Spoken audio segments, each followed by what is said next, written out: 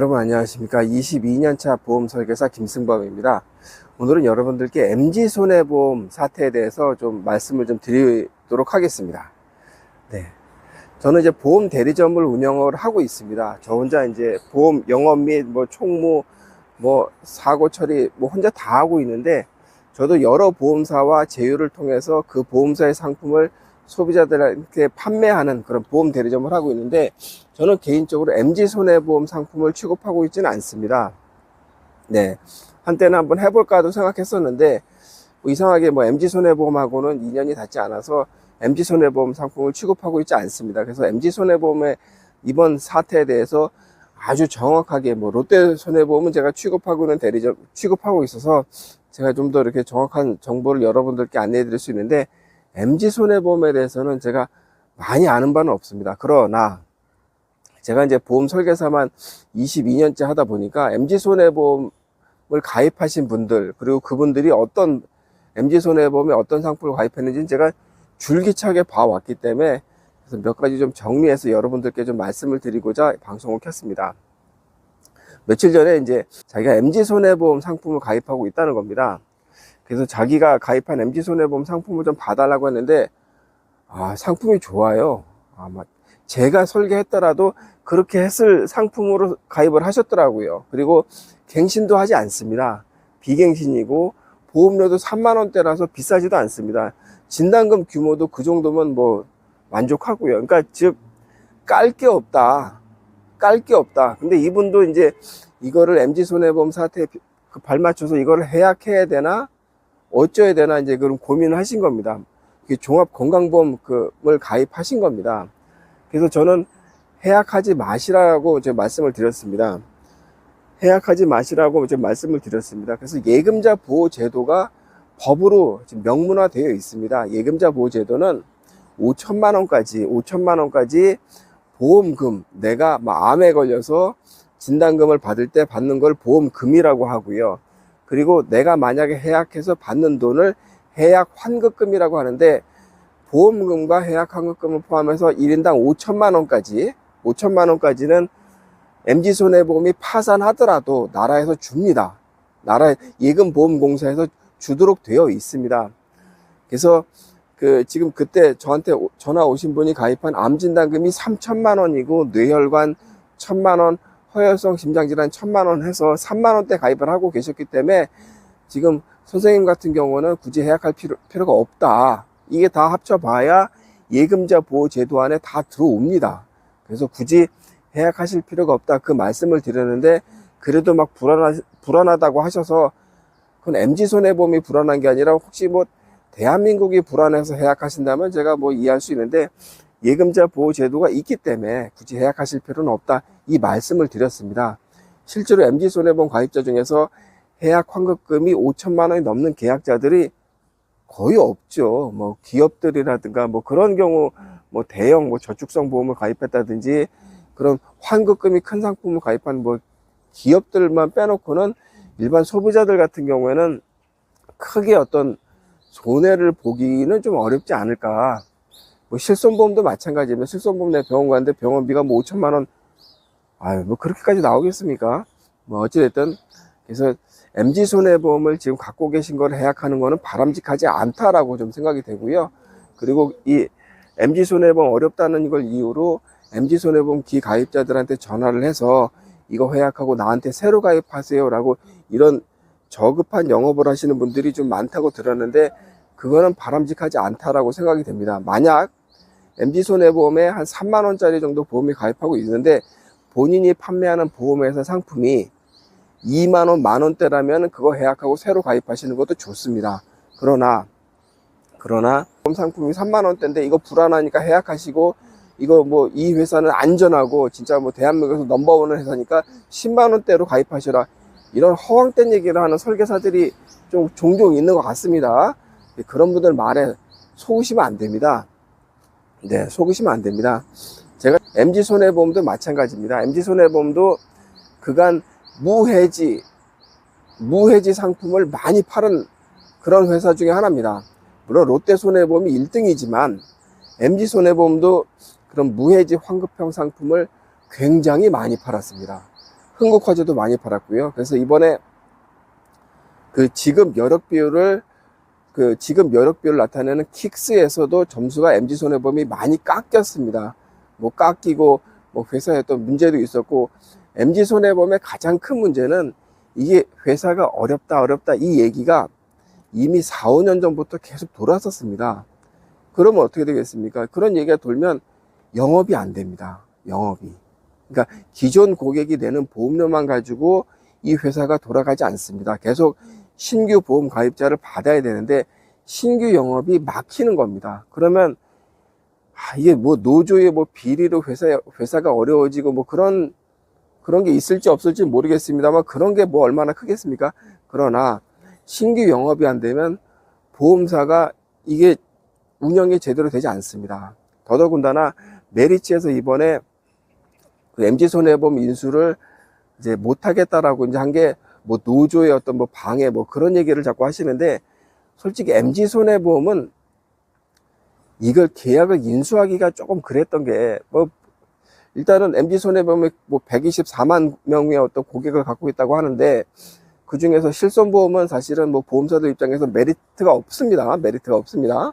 실손보험 뭐 많이 있어봐야 뭐 내가 받는 돈에 비해서 내가 나가야 되는 돈이 더 많지 않습니까? 그러면 뭐 종합건강보험을 보게 되는데, 종합건강보험이 MG손해보험이 무해지 환급형, 즉 보험료는 싼데 그 납입기간도 20년 납해서 딱 묶여 있고 갱신도 아니에요. 그러면 내가 앞으로 이제 MG손해보험이 한 4, 5년 영업을 안 했지 않습니까? 그러면 기존 고객들한테 보험료를 받는 게 한 7, 8년, 10년 지나면 이제 더 이상 받을 돈이 없어요. 근데 그다음부터는 이제 나갈 게 많겠죠. 암에 걸리고 뭐 뇌출혈에 걸리고 심장병이 생겨서 나갈 돈은 많은데 고객한테 받을 돈이 적어지는 겁니다. 그러면 이거를 메꾸기 위해서 신규 영업을 계속 했었어야 되는데, 신규 영업이 4년, 5년간 아주 부실했단 말입니다. 저 보험사 어려워, 저 보험사 어려워, 이런 소문들을 하도 내니까 MG손해보험이 영업이 되겠습니까? 힘들죠.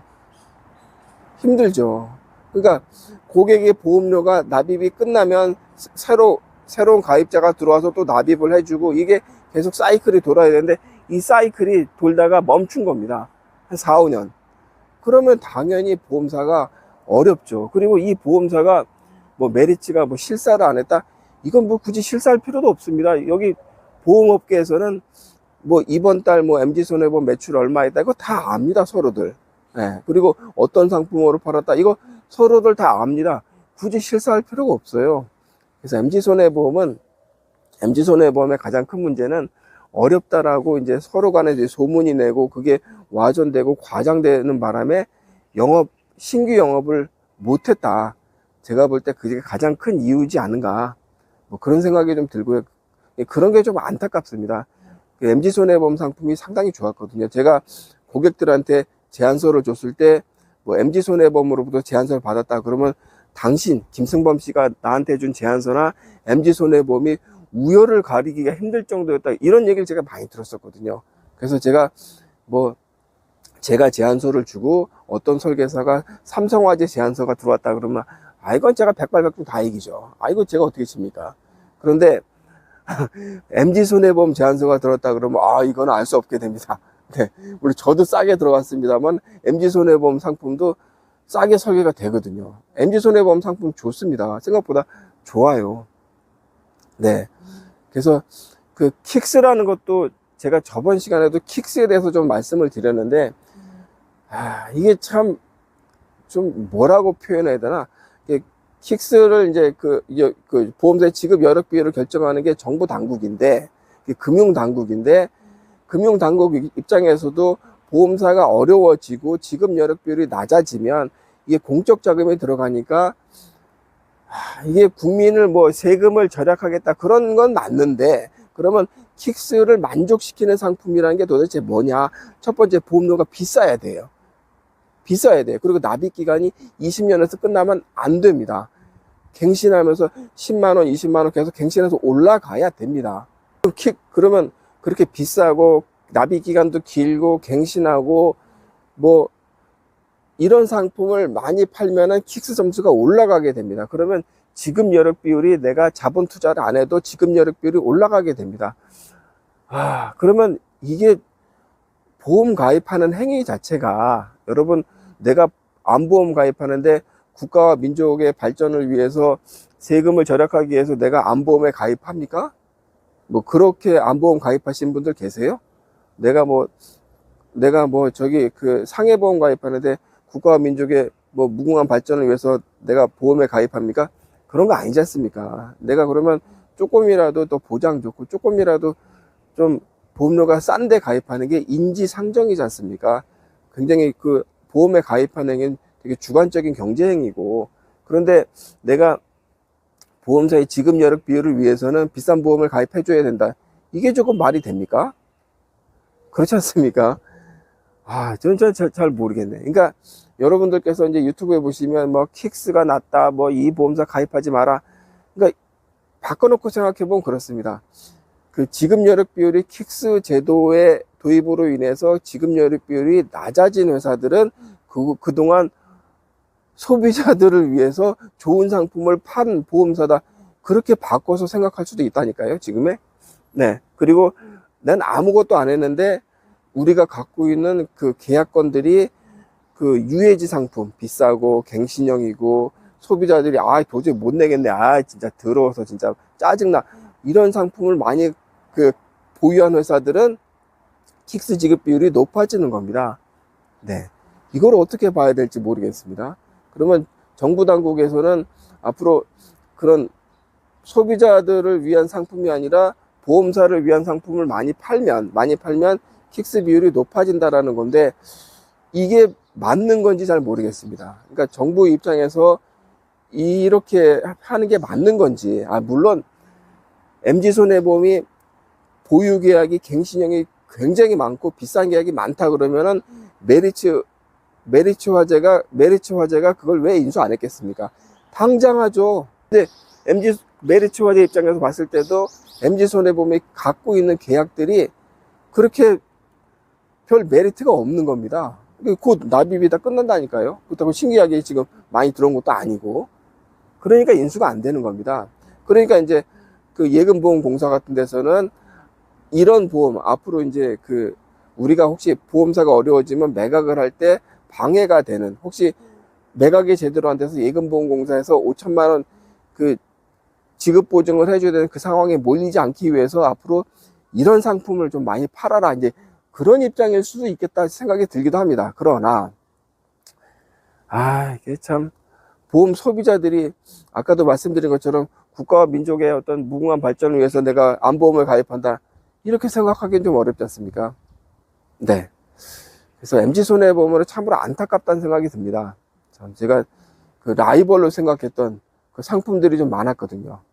네. 어찌됐든 그런 좋은 상품들을 판매하는 그런 회사들이 좀 영업이 잘 돼야 되는데, 그런 것들 때문에 안 돼서 참으로 안타깝다는 생각이 들고요. 여러분들 계속 MG손해보험 기가입자들 같은 경우에는 내가 회사가 어려워지니까 해약해야지, 이런 생각보다는 좀 더 갖고 계시는 게 어떤가. 뭐 예금자 보호제도를 통해서 5천만 원까지 지급 보장 받는데 뭐 그렇게 걱정하십니까? 네. 그리고 뭐 보면 뭐 거기서 5천만 원 받을 것도 없겠더만. 네. 그런 거 걱정하지 마시고요. 네, 일단 상황을 좀 지켜보고, 그리고 쓸데없이 뭐 보험사 어렵다, 이런 말에 좀 혹하지 않기를 제가 빌어마지 않도록 하겠습니다. 네. 이런 말에 혹하지 마시고요. 네. MG손해보험을 제 나머지 보험사들은 나름 튼튼하다, 뭐 이 말씀을 좀 드리도록 하겠습니다. 네. 오늘 방송 여기서 마치도록 하겠습니다. 4월 달에도 건강하게 뵙도록 하겠습니다. 감사합니다.